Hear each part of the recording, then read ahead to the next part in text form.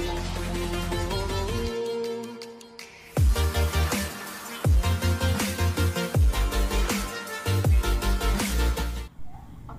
assalamualaikum semuanya. Semoga semuanya dalam keadaan sehat walafiat dan tentu dalam kondisi yang bahagia dan tentu saja mendapatkan keberkahan dari Allah SWT. Nah, di materi kali ini saya akan membahas terkait materi konseling kognitif. Di mana materi konseling kognitif ini dikembangkan oleh seorang tokoh yang bernama Aaron Beck. Nah, Aaron Beck ini dulunya adalah penganut aliran psikoanalisis yang dikembangkan oleh Sigmund Freud. Namun ketika beliau menangani seorang klien, beliau menemukan bahwa dalam permasalahan klien itu ada keterkaitan atau ada unsur pemikiran yang irasional. Nah, sehingga beliau berpendapat bahwa perlu sekali untuk membuat suatu teknik konseling yang terkait dengan kognitif. Jadi, membantu klien untuk bisa mengentaskan permasalahannya melalui perubahan kognitifnya atau cara pandangnya, dengan anggapan bahwa cara pandangnya berpengaruh pada perilakunya seperti itu. Nah, pandangan konseling kognitif terkait hakikat manusia yaitu adalah menekankan pada pengakuan dan mengubah pikiran negatif dan keyakinan maladaptif. Dan konseling kognitif juga didasarkan pada alasan teoritis bahwa manusia merasa dan berperilaku ditentukan oleh bagaimana mereka memandang dan menstruktur pengalaman mereka. Nah, jadi pada pendekatan konseling kognitif ini, anggapannya manusia dalam bersikap, dalam bertindak itu dipengaruhi oleh cara pikir dan cara pandang seperti itu. Nah, selanjutnya membahas terkait kepribadian ya. Nah, menurut Beck dalam Slayman tahun 2006 ya, ini membagi kognisi individu ke dalam 4 tingkatan ya, yaitu pikiran otomatis, keyakinan tingkat tinggi, keyakinan inti, dan skema. Nah, apa itu pikiran otomatis? Nah, pikiran otomatis adalah aliran kognisi yang terus mengalir melalui mental individu. Nah, jadi ketika individu menjalani kehidupan sehari-hari atau peristiwa tertentu, nah itu memunculkan pikiran otomatis pada seseorang. Misalkan nih, teman-teman pernah punya pengalaman bermain dengan balon, lalu tiba-tiba balon itu meletus dan ternyata ini kejadian nyata, ternyata meletusnya balon tadi menyebabkan meninggalnya seorang anggota keluarga, misalkan nenek dari konseli. Nah, akhirnya pikiran otomatis yang terbentuk dalam konseli ketika ada balon itu langsung teringat dengan meninggalnya nenek tersebut. Nah, sehingga sampai dewasa pun konseli tersebut takut dengan balon. Nah, itu salah satu contoh pikiran otomatis ya, pikiran yang otomatis muncul dan itu dipengaruhi oleh pengalaman-pengalaman sebelumnya. Nah, yang kedua yaitu keyakinan tingkat tinggi atau intermediate belief. Nah, ini merefleksikan suatu aturan dan sikap yang absolut yang membentuk pikiran otomatis. Nah, adanya pengalaman, adanya peristiwa tadi ya yang membentuk pikiran otomatis dan akhirnya diperkuat dengan keyakinan tingkat tinggi. Misalkan tadi balon yang meletus membuat nenek dari konseli tadi meninggal. Nah, sehingga makin timbul keyakinan tingkat tinggi pada konseli bahwa ketika ada balon itu akan pasti ada yang celaka. Nah, seperti itu ya, dipengaruhi oleh pikiran otomatis sehingga memunculkan keyakinan tingkat tinggi dan lalu membentuk keyakinan inti yang ketiga ya. Nah, ini merupakan ide sentral tentang diri yang mendasari berbagai pikiran otomatis yang selalu direfleksikan dalam keyakinan lanjut.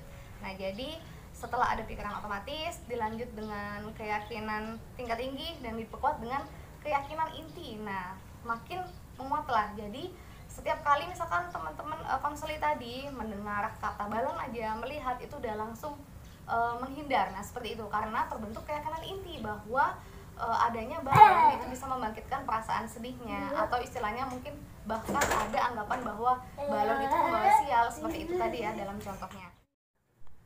Oke, yang keempat adalah skema. Nah, skema ini didefinisikan sebagai struktur kognitif yang mencakup keyakinan inti atau suatu aturan khusus yang mengendalikan perilaku dan pemrosesan informasi.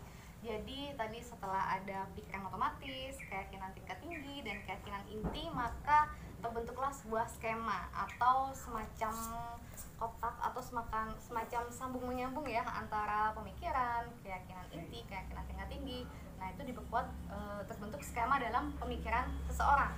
Nah, dalam contoh tadi adalah terkait balon ya, karena punya pengalaman yang tidak menyenangkan dengan balon yang meletus lalu neneknya meninggal. Nah, sehingga ia memiliki skema bahwa balon itu adalah sesuatu yang menakutkan, sesuatu yang menyebabkan dia jadi bersedih dan sebagainya, sehingga sampai dewasa pun dia akan merasa takut dengan yang namanya balon seperti itu.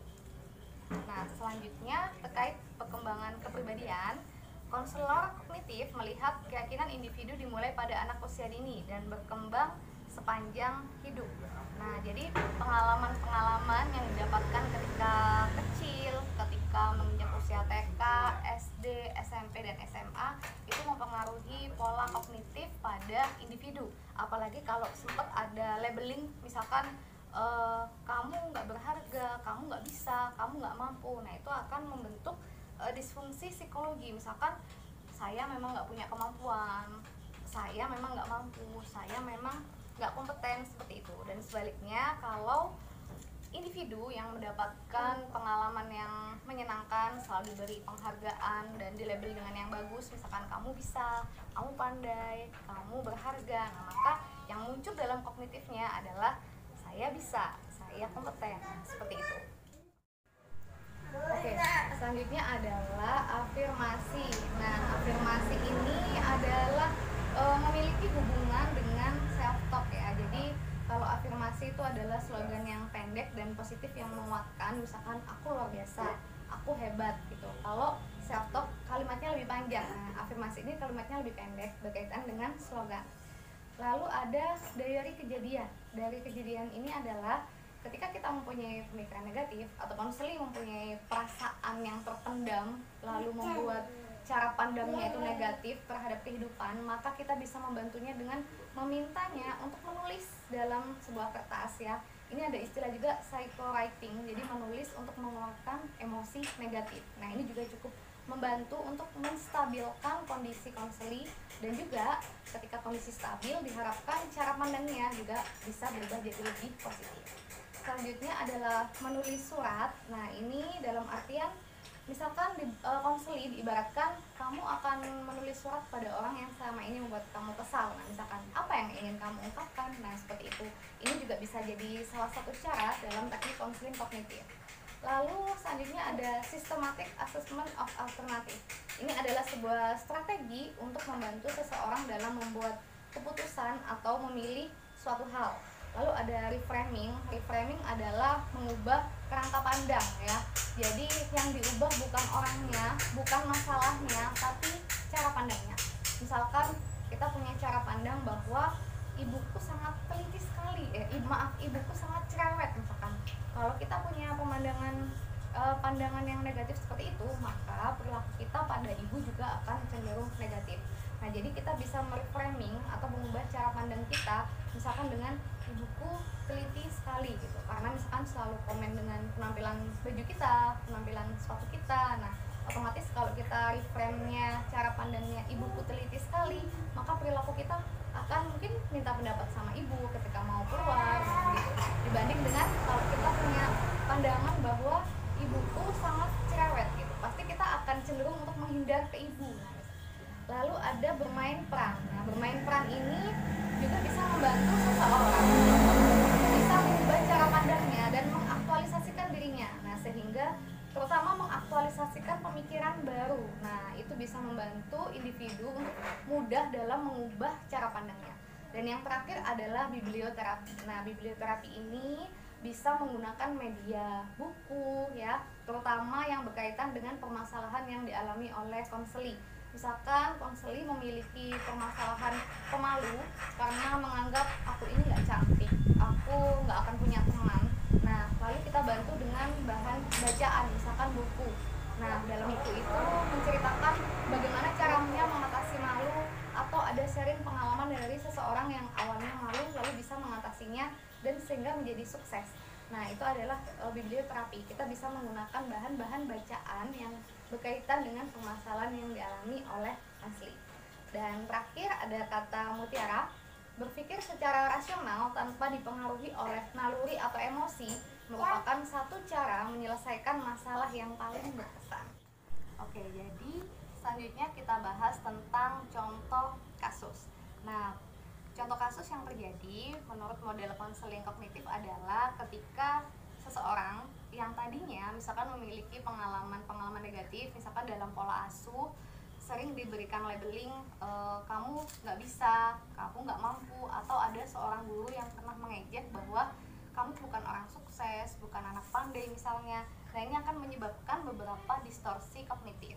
Di antaranya adalah yang pertama, kesimpulan sewenang-wenang, yaitu maksudnya mengacu pada membuat kesimpulan tanpa pendukung dan bukti yang relevan. Nah, misalkan selalu memikirkan kemungkinan terburuk. Misalkan kalau aku nanti belajar pasti aku tetap nggak berhasil, pasti nilaiku jelek. Nah, jadi selalu membuat kesimpulan berdasarkan kemungkinan terburuk. Nah, seperti itu. Yang kedua adalah abstraksi selektif, yaitu terdiri dari cara pandang individu yang hanya memandang peristiwa yang berurusan dengan kegagalan dan kekurangan. Istilahnya selalu pesimis, selalu pasti juga nanti pasti mereka baik sama aku, cuman modus. Nah, jadi seperti itu. Jadi selalu memandang dengan hal-hal yang negatif, kegagalan. Nah, seperti itu.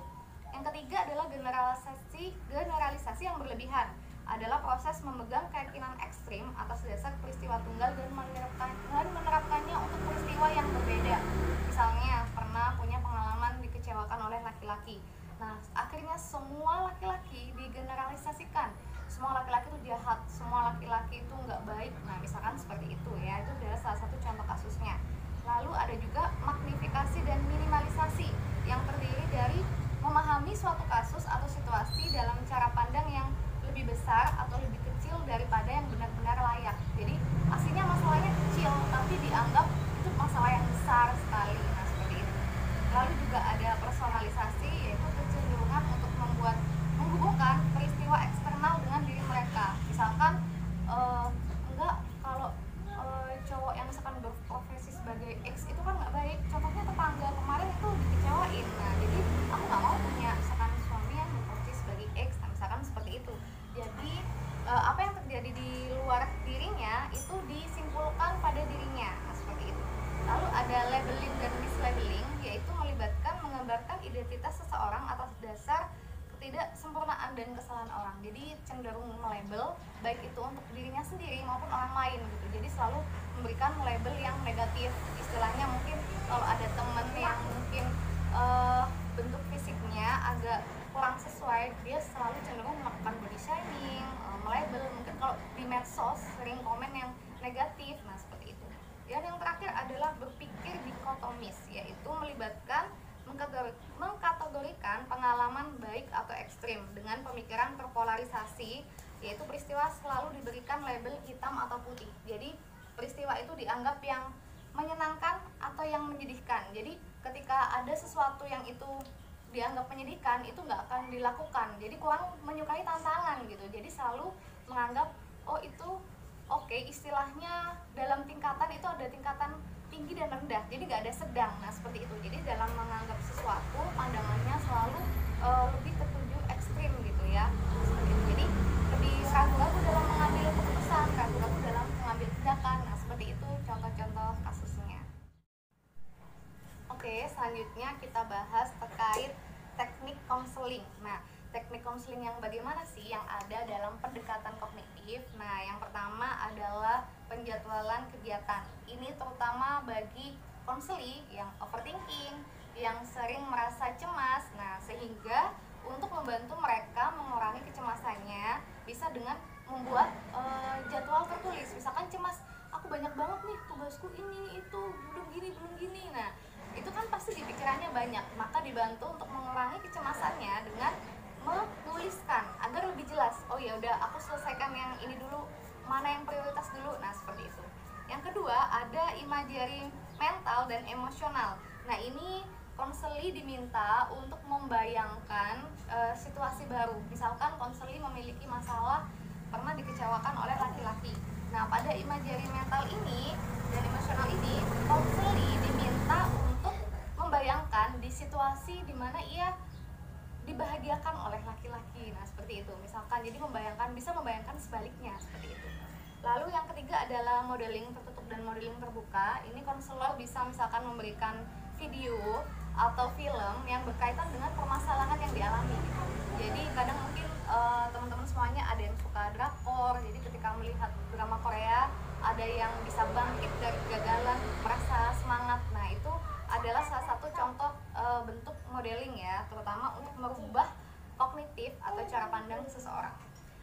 selanjutnya adalah penghentian pikiran atau thought stopping.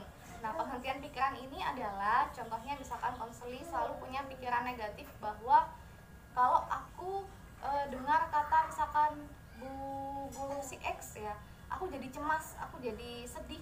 Nah, penghentian pikiran ini ibarat kita menekan tombol pause atau stop dalam pemikiran kita. Jadi ketika kita punya pemikiran yang negatif, langsung kita stop seperti itu. Boleh dibantu dengan menggunakan gelang, atau misalkan ketika kita punya pikiran negatif, anggaplah ada tombol pause, kita ketuk. Nah, misalkan seperti ini, atau memakai gelang kita ketuk. Nah, untuk sebagai simbolisasi penghentian pemikiran negatif kita. Selanjutnya ada diversion atau distraction. Nah, teknik ini dapat membantu individu mengurangi pikiran negatif yang mereka alami. Nah, ini misalkan konselor bisa membantu dengan misalkan konseli, aku sedih banget kehilangan tangan kiriku, misalkan aku udah nggak punya masa depan. Nah, konselor bisa membantu misalkan kamu lebih bersyukur, misalkan masih ada mata, masih ada kaki. Coba kalau tiba-tiba mata kamu yang hilang dan kaki kamu, nah seperti itu. Jadi bisa memberikan contoh dengan sesuatu yang lebih besar, yang bisa merubah cara pandang konflik. Dan selanjutnya adalah self talk. Self talk itu adalah kita mengatakan perkataan positif pada diri sendiri. Contohnya misalkan, aku pasti berhasil, aku bisa melakukannya, aku mampu. Nah, jadi setiap kali punya pemikiran yang negatif dihilangkan dengan self talk.